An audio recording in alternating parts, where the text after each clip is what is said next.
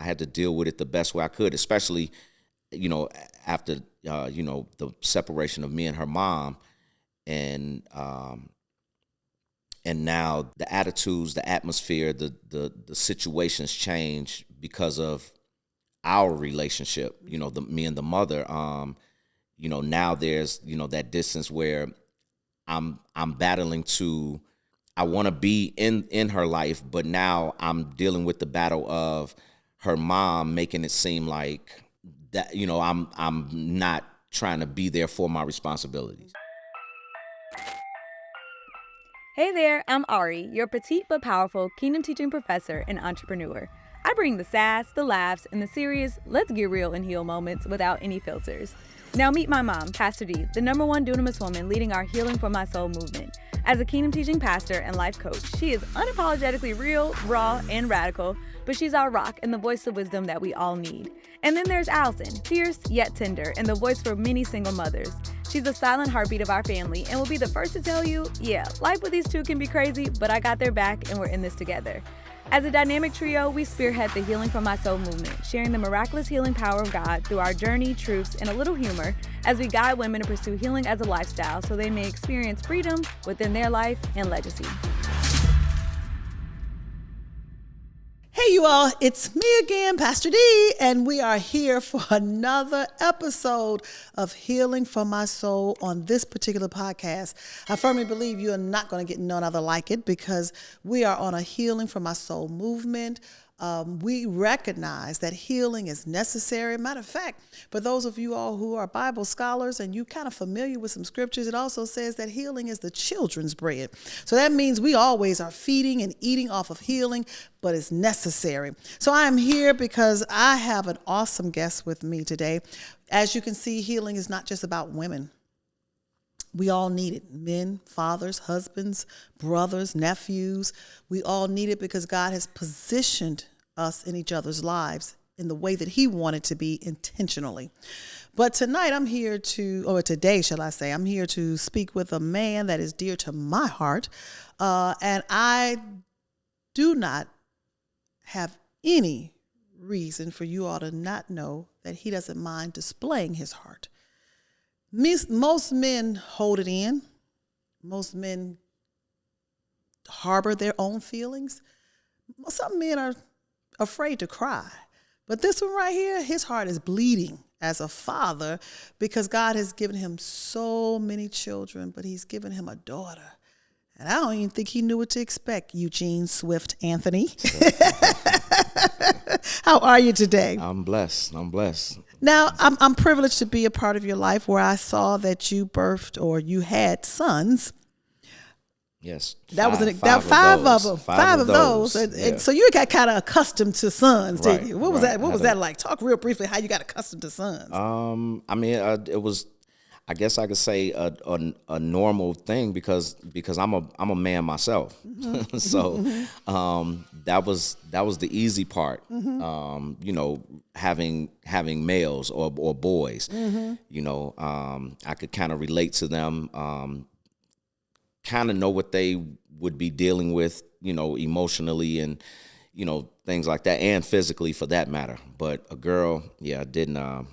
Wanted one, because I was like, dang, a boy again. I mean, happy at every stage, every time, but definitely was, looking for that girl, you know what I mean? And then, finally. Finally. Well, I believe for you, God saved the best for last. Oh, yeah. But you had got so accustomed to that male seed. And then the last one was that female seed. I believe it shifted not only your whole paradigm, but your heart. Oh, yeah. Express that, because we're talking today about a father's heart who bleeds for his daughter. And that's a different type of bleeding. Oh, yeah. Yeah. Definitely. I was definitely protective over my boys, my young men, of course. But then, when I had the daughter, I'm not gonna say I don't want to say a different love. I love my children the same, in their own right. You know what I mean? But my daughter was, different. I knew that it would take me to be a little softer as far as, how I displayed love. Definitely more protective because she was my girl. You know what I mean? And more so, I'm not gonna say worried, but just more eager to know how to be a father. Because like I said, the dynamics were different now because it's a girl as opposed to all boys. We all have the same things. We probably were gonna go through the same situations, or I could just probably give them man advice, and things like that. But a girl was just it made me have to really get on my toes even more than what I was with my boys. When I say a father's heart bleeds, what is that like? Because I know people can hinge on bleed like it's a destructive thing, but I see it constructive, because we as daughters, and we talked about this on the podcast before, and I will say this, even being a woman of this young, tender age, need the heart of a father. Oh yeah, it definitely, because really it should be for the girl's sake. The father is really the first man that they come encounter with. They should learn how to be loved from a man. What that's like to have that that protection of a man, the guidance of a man, even though she's a woman, it's still needed. Not necessarily she just doesn't need the mother. Yes. The mother to raise her, or to she has to have both sides. So it really, the balance, it creates that balance that's needed in children's lives, and males too. But definitely, the daughter is in need to know how a man is supposed to treat her, kind of how she's supposed to treat and respect a man, in that sense. So let's shift it to you a little bit, because I believe men need healing as well. But we're not here to talk about a man need healing today, but I want you to express really what has happened in your life and how it has changed your life to have a daughter. Well, it particularly your daughter, not just a daughter. Yeah. Your daughter who look like you. Yeah. Well, it's, of course, in the beginning, it started out as that so happy feeling. You got your first girl. Now it's like, I would say I'm balanced, even though I had the 5 boys before. But now I have my daughter. Everything in the beginning is great. She's a baby. She's clinging to me, depending on me. She's giving me that love, not like the love from my wife or my girlfriend type of love, but just that love to make the love that men need, to make us feel needed. Men, there's a certain level of need that we want to feel. Men want to feel needed. When we don't feel needed, it's kind of like, well, what's the purpose or what's the point of us being here? Well, at least that's how I feel. I won't speak for every man. And so, in the beginning, I had that love where, that was my girl. She was daddy's girl. You know what I mean? She, cling to me. Of course, the her brothers, were, older. So of course, as the males or the boys start to grow and they get a little older, the attachment is not so much there. You know what I mean? It's still love and things like that because we understand and we establish what it is, father and son. But the daughter was, the cling. You know what I mean? She was, stuck to my hip. I felt needed. to provide, to be there for her, to, protect her from the world. Definitely, knucklehead boys, as she started to grow up in age. And then there's the shift that happens, of course, if the dynamics of the parents not being together. So now, in most cases, when that happens, most of the time the children end up going with the mother. Yeah. Yeah, and then unless we direct them back to you. Right. And I want to say that because I had stated that on the previous podcast with me directing Allison and Ariel back to their father. That's a woman's job, because we got to understand the need for you all. But go ahead. And so when that happens, then the I'm not gonna say necessarily the separation happens yet, because we're not there. But then there's a distance in the wind, kind of. I'm not seeing her every day. I'm not picking her up or taking her to school and picking her up from school and then helping her with her homework. And wait a minute, you did those things? Oh yeah. Wait. You little. Yeah. You took her to school. Yeah. Picked her up. Mm-hmm. Helped her with her homework. Yeah. Picked her up, took her home, helped her with her homework, made sure she did her homework. And even when when me and her mother were separated, I would wake up where I was living. I lived a nice distance from them, but I would wake up in the morning and make it to where they were staying to pick her and, my last son, Nico. I would pick them up, take them to school. I would pick them up from school. I would take them home. I would stay and help Liana with the homework, if Nico was practicing or something, but I would help with homework, make sure that was done.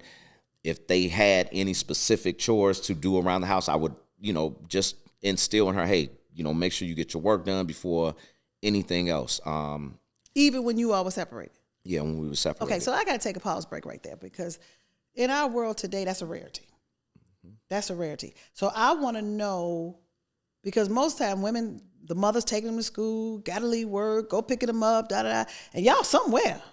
You know what I'm saying? Yeah. Snoring or farting or probably with another woman by now, but we still. So what was it in your heart that gave you that drive and that fortitude and that knowing that that's what she needed? They needed. Hey, listeners, did you know that you can actually watch this Healing for My Soul podcast on your big screen TV? Yes, your TV. All you have to do is go to Dunamis Woman TV Network, add it to your Roku TV, Amazon TV. You could even download the app and watch the episodes. And while you're there, become a Dunamis Woman Insider. You get inside scoop behind the episodes. You also get access to all of our Healing for My Soul challenges once you become an insider. So go to DunamisWomanTV.com or just download the app, Dunamis Woman TV Network, to your phone and to your TV, and you'll see how you can get the TV network and watch it on the big screen. Well, that I would say that comes from my my upbringing. That would come from what I saw in my household, in my family. My father, who is my father, but of course he met my mom when I was 3. So, he's not my biological father, but the way he stepped in and took over as the father, and raised us and things like that. So the dynamics of what I saw growing up, my mother and father in the household together. I had siblings that were that's not my biological, but to me, they're all one. Mm-hmm. Yeah, in our minds, we never used the word step or anything like that, or bonus, that like they're using now as bonus daughter or bonus. Mm-hmm. That was my sisters, those were my brothers, that was my father, and that's how I was, that's how I was raised. So, growing up, that's what I saw. So when I had my children, whether I was with the mother or not, it was my duty, it was my responsibility, it was what it was meant for me to do, because they were mine. They're mine, not nobody else's. You know They're what I mean? yours. Yeah, they're mine. So regardless if we're together or not, there's still a responsibility. Even if financially I couldn't hold my ground, I would still make sure that I would be there in other areas. You know what I mean? And I'm talking about with women too in the household. If I couldn't pay a bill, then I'm making sure the dishes are clean. I'm just making sure that there's a balance here. You understand what I'm saying? And that just comes from my upbringing. You know what I mean? You know, even from you all, the strong women in my family. You know, you being my auntie, but I remember a big chunk of time. I have memories of me being with you, you taking me to school, you picking me up from school. You know what I'm saying? So just the way I was raised and the way I was brought up and what I saw is what made me understand, hey, no matter what, this is my responsibility. This is what I have to do. This is what I want to do. And then I said that last, which is the want. You know what I mean? Yeah, I wanted to. You know what I mean? Because it was, you know, why let somebody else do it? You know what I mean? That ain't their responsibility. Yeah, not at all. That ain't their responsibility. I can't imagine, but I want you to help me to understand being so present in all your children's life, but because of that one daughter. You know what I'm saying? I got to magnify it because I am a daughter. I don't care how old I get and he's gone, but I am a daughter. Right. So I can't even imagine how being so present, even in the midst of dysfunctional relationships, is so paramount, but it's such a fervency from your heart. And I want you to help me to understand that heart matter. I know you was raised that way and that's what you did. I get that. But I want to go into the heart because most guys would be like, especially getting up in the bed in Chicago, snow, cold, living far away, and you still gonna take that responsibility? That's a heart matter. Yeah. I don't know. I have a disciplined heart, I guess I would say. Yeah, a disciplined heart, and it, just like I said, that want and need to be, you know, around my daughter or to just, you know, be with my daughter, because I know how the world works. You know what I mean? I know how things are. So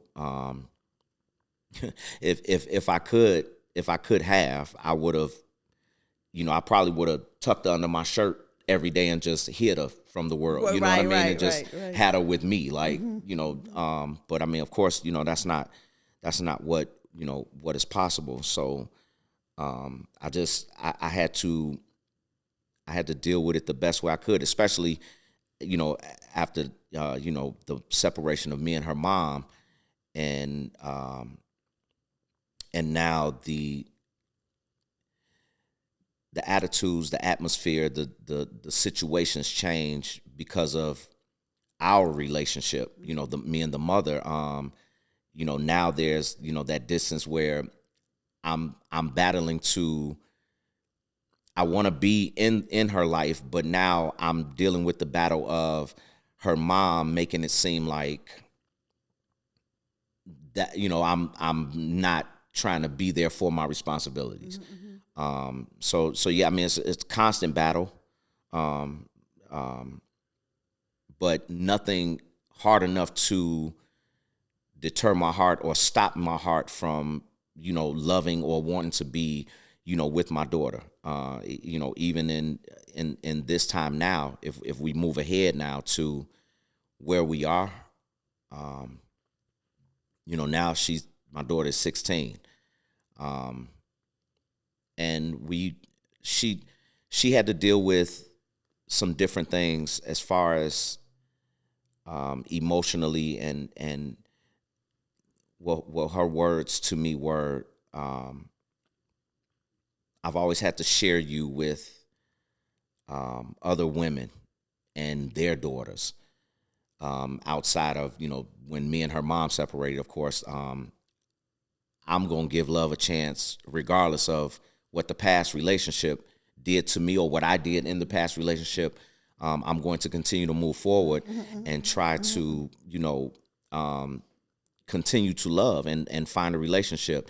And within that, now it's not that I'm dating this woman, and each one of them meets my daughter. That's not how it went. If I'm I'm in a relationship where I start to date a woman, that's who I'm with, and my goal or my ending goal is where are we going here in the relationship? It's yeah, it's not I'm not dating you just for sex. I'm not dating you for a season. I'm not. So when I get with you, or when we decide to get together and we say, okay, it's exclusive, then you're kind of locked in with me already. I mean, we're not married yet, but that's where we're going. That's the plan for me. That's the plan. So of course, Liana she's met a couple of women. And of course, like I said, we were, this is who I'm with. This is even the family. I bring them around my family. If I'm trying to be with you, Correct. be with you. Yeah, you're going to come to the family functions. My family going to get to know you because you got to pass through my auntie.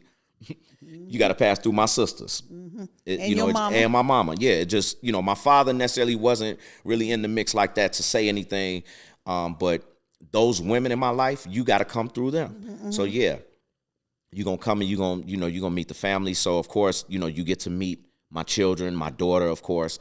And now, of course, I got married. But let me back up a little bit before, because I think that this is important, because this is what some things we don't express that can cause traumatic feelings. And one of the things that I want to express based upon what you were saying, your daughter's mother, we loved her. We still love her. Yeah. Your daughter's mother, you know what I'm saying? And sometimes daughters don't know that, children don't know that, but it was you and her. I couldn't see anything different. Yeah. You know what I'm saying? Me neither. You know what I'm saying? So when it comes through those, like you said, it could have come through the women in my family, she came through. Yeah, she did. She came through. Beautiful, loving, strong, caring. Now, y'all had y'all stuff. We don't know what happened to that magnitude. Right. You know what I'm saying? But at the end of the day, love. And she was like unto us. You know what I'm saying? Know how to deal with Swift. Yeah, that's pretty much what it comes down to. That's pretty much what it comes down to. Yeah. And I think sometimes as daughters, we're missing information.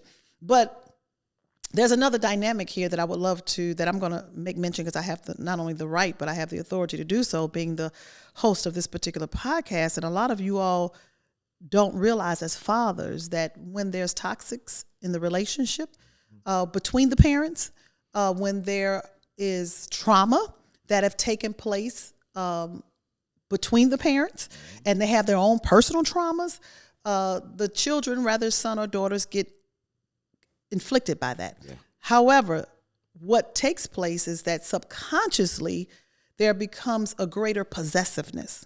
So now the daughter wants to be that woman. Oh, you can't have no other woman. If it ain't my mama, you ain't having no other woman. Yeah.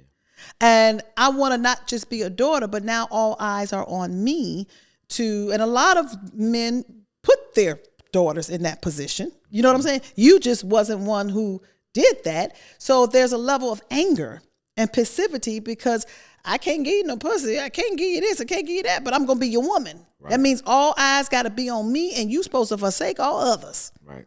Hey, you all. Healing is always needed for the heart of a woman's soul. So that's why I am here to admonish you. Get a copy of the book, Healing the Heart of a Woman's Soul. For over 20 plus years, I have been coaching women to go on their healing journey and walking it out. And you will find this compilation book, your story, your life, because why? All of us are dealing with pain. So go to www.healingformysoulpodcast.com and get a copy of your book today, because one woman's healing is another woman's healing. Now, enough of that. Let's get back to this episode. Why? Because healing is a lifestyle. It's funny because my daughter didn't know, and she still doesn't know today, even more so now she doesn't know. But she was my number one. You know what I mean? She still is your number one. Yeah, I don't care who I was married to, or it would, they would never be able to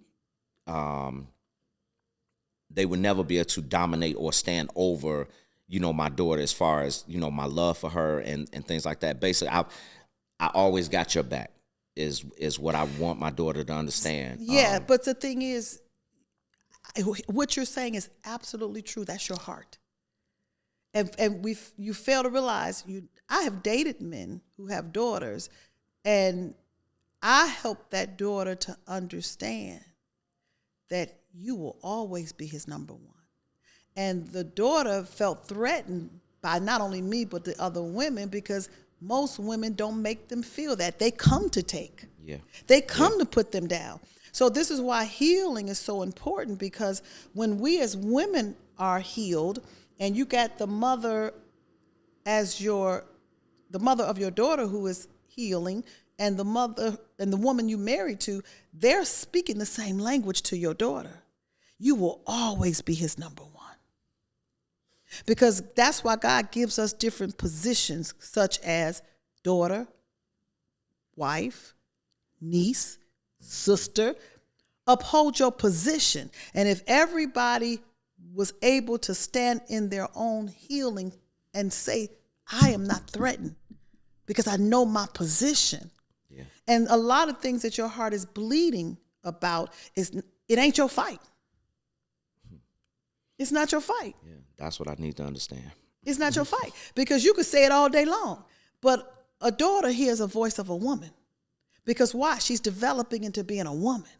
And till that woman speaks that, until that woman. But that's why healing is so important, because none of us should ever bear pain of shit, secrets hidden in torment.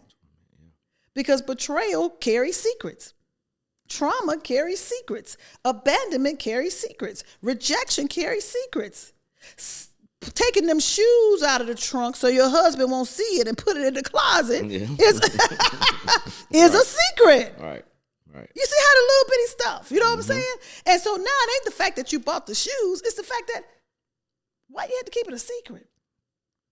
So the bleeding is there because you require a woman who is healed to know how to say, you will always be his number one.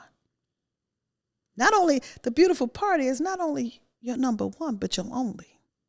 Yeah, my only daughter. Yeah. Because you ain't having no more. No, I'm done. I'm done. Yeah. So and it's it wasn't a there's no instruction book. No. On parenting. There's no instruction book on life. Yeah, for males or females. So I used to think when my daughter was a certain age, especially at my last marriage, she was still pretty young when we started courting. When I started courting, but the way I brought her in, it was almost like I got the go ahead, or I got the green light from Liana to marry. You understand what I'm saying? Not saying that you needed her permission. If I needed her permission, but it was just like, the balance of us coming together as a family, her meeting daughter, them clicking and calling each other sister, and just the dynamics of our family, the same way, kind of the way I was brought up. Yeah. How we were a blended family, but you couldn't tell. Like, you thought it was, people thought that his daughters were my daughters because of how early I came into their lives and started raising them. So, when I got married, I went from one daughter to 3 daughters. You know what I mean? Because that's how I looked at it. But, all in all, still, Liana is still the biological. She's still the firstborn. She's still, even though was older, Liana was still the firstborn because that's my biological daughter. That's my first girl. But I couldn't see that there was tension or trauma or, unbalance there, because when I would go to Liana, and I'm pretty cut and dry with things. I'm gonna ask a question. I'm looking for just the straight answer. Yes or no, or but our children. Even though you try and build that relationship with them, for them to understand that you can always come to me no matter what. when you ready to start having sex, when you ready for this, come talk to your dad. Yeah, because I'm not gonna blast you about what you want to do, but I'm going to tell you what you need to look for in these situations and what not to do or what you should and shouldn't do. So when I would ask Liana about, how she felt about the family dynamics and things like that, it was just, I guess she was giving me what she thought I wanted to hear. Oh, I love them, or everything is good. Yeah. You know what I mean? And she's young child as well, and want the best for you. I know that. Every daughter wants the best for their father. However, I firmly believe, as we're concluding this particular broadcast, and I truly want to thank you for sharing your heart, because I know it's not easy from a father's perspective, sharing your heart. But I firmly believe that when God give you all daughters, he set you all up to come back to him as the father. Because we a special breed. Yeah. Yeah. You know how they say a woman has a prerogative to change her mind? Mm-hmm. We can say something and it'd be changed before we get it out our mouth. Oh, yeah. And y'all hinged upon what we said and our emotions. Subconsciously, we got all this stuff going on, the heart, the core, and the center. Because let me tell you something. This is why healing is so important, not just for me as a mother, but mostly as a woman. Because as I heal, my daughters steadily move into the occupancy of their own healing as well. Yeah. Yeah. It's a spiritual force. It's a spiritual law. So take no thought of it, because one of the principles of it, and particularly for you and the foundation that you lay. See, most daughters don't have a foundation. So when you don't have a foundation, you ain't got nothing to build upon. Right. It's just going to keep falling.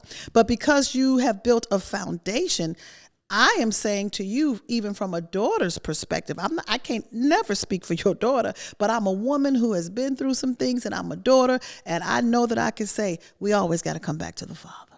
Well, I'm waiting for that day patiently. Just praying on it every day, and just at this point, with the help of you, my mother, and my father, of course, and this point, I've given it to God, because we're not talking, and she's not talking to me. I can't say we're not talking, because I'm willing to have a conversation and reconcile this and put it all behind us, whatever it is. I'm kind of confused on why we got to this place, and why she feels like I wasn't present as a father. I'm not there, and then when it's crazy, because when when memories come up in my phone, or when I just go to my pictures and things like that, I mean, I'm talking about I got her here, and and things like that, and just all the way up to her 14th birthday. And he give you those to hold on to, because nobody can do what Horace Fuller does when it comes to Allison and Ariel. Yeah. Nobody can do what Eugene Swift Anthony has already done or shall do for his daughter. So since I am not only the host of this Healing for My Soul podcast, but the pioneer of a dynamic movement of healing, particularly amongst us as a people, I want you to look in that camera, and I want you to speak to your daughter. I don't even know if she's going to see it. But that ain't for you, that's for your heart.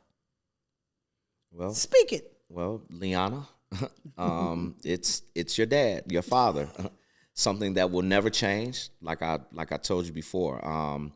I just first want to say I love you. God is definitely present in both of our lives. He's keeping you. I pray for you every single day. I pray for us every single day. I pray for our relationship.